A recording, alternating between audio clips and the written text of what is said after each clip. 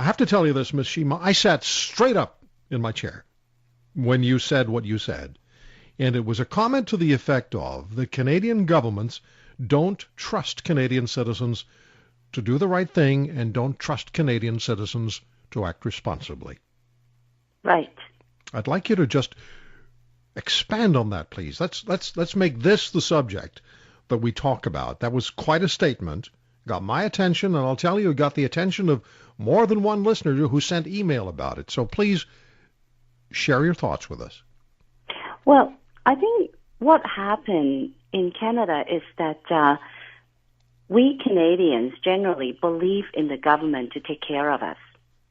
And so a lot of times we give them too much power. We willingly hand over our civil liberties, our ability to self-determine and self-govern. And in return, we get this promise from the government that I will take care of you. But as a result, we have in effect delegated and derogated our responsibilities and our rights to ourselves. And we've created some sort of a hierarchy. Really, the government look at themselves as the bureaucrats, look at themselves as parents, and we're children. And you see that sense of hierarchy in the way they deal with Canadian citizens. They do not respect us. And they think that most of the time we should just not be heard from. And that is the problem. But culturally, our response to every problem is to look to the government to solve it. And as a result, the government then look to us to be subordinated to their power. And the other way to look at it is as an outcome is because we handed over so much power to the government. In order to hang on to that power, it is essential that we be kept subordinate. Or look at it in a third way, in the context of the criminal code. When we were outraged about David Chen, what we're saying is we want the government to do their jobs, whereas the criminals are telling the government to just leave them alone, and it being easier to just not do anything than to have to do something. So, of course, the government chooses to silence the people who complain about the system not working. But overall, I see it as a cultural problem. We shouldn't just blame the government. The government is not a creature that roams large, that came out of nowhere. The government is our creation, and in some ways it's a mirror, a reflection of ourselves. It really is true that we get the government we deserve. An example is, look at election time when we do have the power to decide what kind of government we have. Honestly, I think a lot of voters have never taken the time to scrutinize their local candidates' quality as a person to serve the constituency. Instead, people vote based on the color of the signs, and by that I mean based on the parties. And so you see as a fallout of that, the politicians spend so much money and efforts to bolster the image of the party and not much on looking for quality candidates. And that is how we end up with a parliament filled with backbenchers, also known as trained seals. They are there to simply say yes to the party because ultimately we as voters, we don't look for quality in individual candidates. Instead, we look at the party. So that's another example. It seems like a very harsh statement to say, but if the government doesn't trust us and does not respect us, it is because that is the creature that we have created. We've given them too much power. Of course, the challenge is, if we do not want the government to have so much power, are we prepared to take more responsibilities for our own lives? You know, you've just absolutely nailed so many, in one explanation, nailed so many issues that need to be addressed in this country, and we've taken them on piecemeal over the years. But it becomes a self-fulfilling prophecy. The more power we assign to government and politicians, the more power they will happily take. I've often said, I don't see governments ever eliminating legislation. I just see them adding legislation. Exactly. New law after new law after new law. Thank you very much. There are enough laws already. I'm quite capable of looking after myself. One of the most ridiculous cases that I recall was a 38-year-old law student in Montreal, an accomplished woman, who was on an escalator. She was on this program as a guest. She was on an escalator, and she was not holding the handrail because she was looking for something in her purse. One police officer followed her from the top. Another police officer was waiting at the bottom, and they asked her why she wasn't holding the handrail. And she pointed out that she was looking for something in her purse, which should have been obvious. She then asked them if they didn't have anything better to do with their days than trouble her. For that, she was handcuffed, arrested, taken to the police station, and eventually fined $400. That individual, that small case, spoke to me of the, I won't say abusive parent-child almost relationship that exists, but it spoke to me of what is so wrong in our society, where, as you say, we have given to government the option to treat us the way they want to treat us. And we have not reserved for ourselves the option to say no. And I think that ultimately that is the only responsible manner to look at this issue. Whenever government behave outrageously, of course, we are all upset, say in the case of David Chen, but even in that case, how many people did actually try to do something about it? I mean, we have to ask ourselves, we may be outraged, but did we or did we not ultimately expect other people to carry the load of deciding our own destiny? Yes. If we want some respect from the government to treat us like grown-ups, we have to behave like grown-ups. Take the example of that woman on the escalator. How many people then would immediately sue someone if he or she fell down the escalator because he or she didn't hang on to the handrail, and say that you should have warned me? Have we or have we not seen a lot of the totally asinine warnings that are around public places? How do they come about? They come about because maybe I should take some blame for it, because we lawyers start all the lawsuits, of people saying, you should have warned me.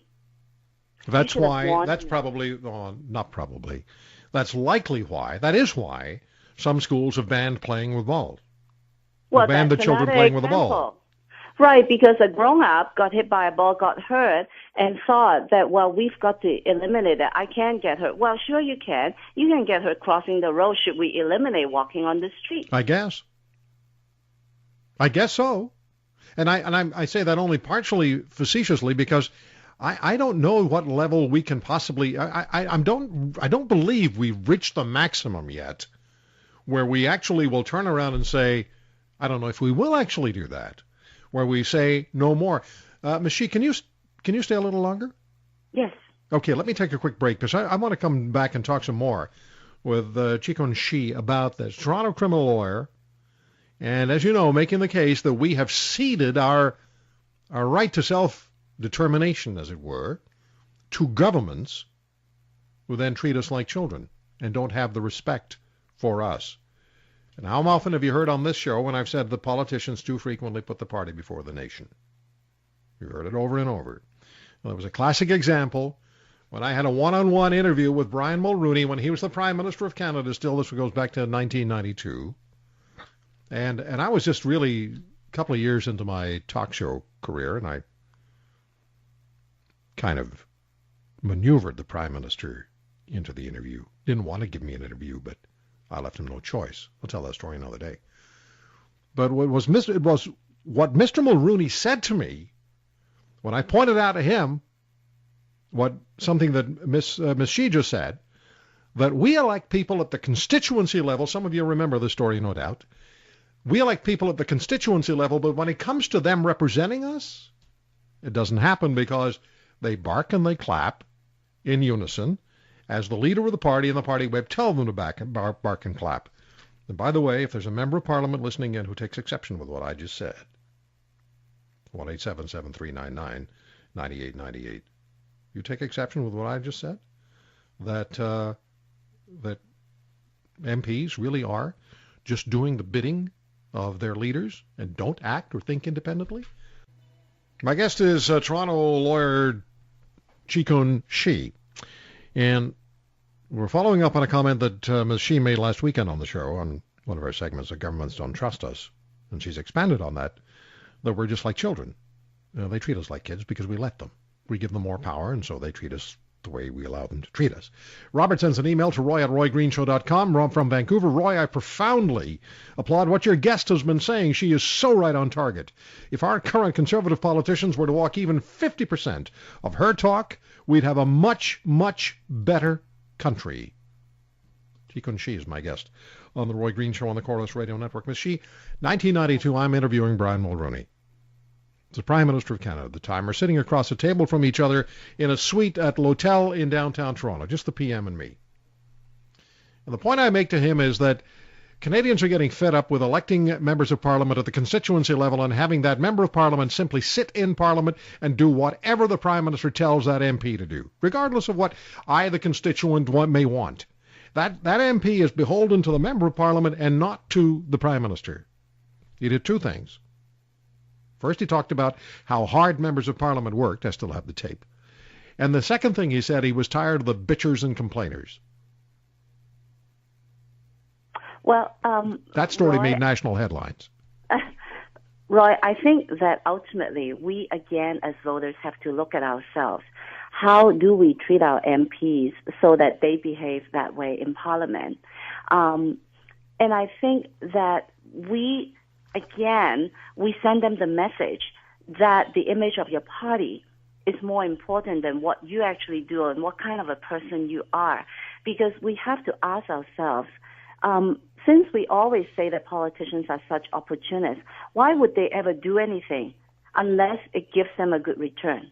Yeah. The fact is, party unity and party image affects elections more than the quality of the individual candidates.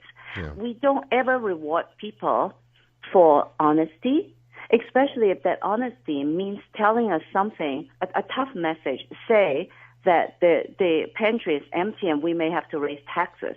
No, then we start to complain. Then as children, we're having our allowance cut, so we get upset. But exactly. we have the right to be upset because they promised us something they didn't deliver. But that's also an opportunity at that moment to take back some power for ourselves.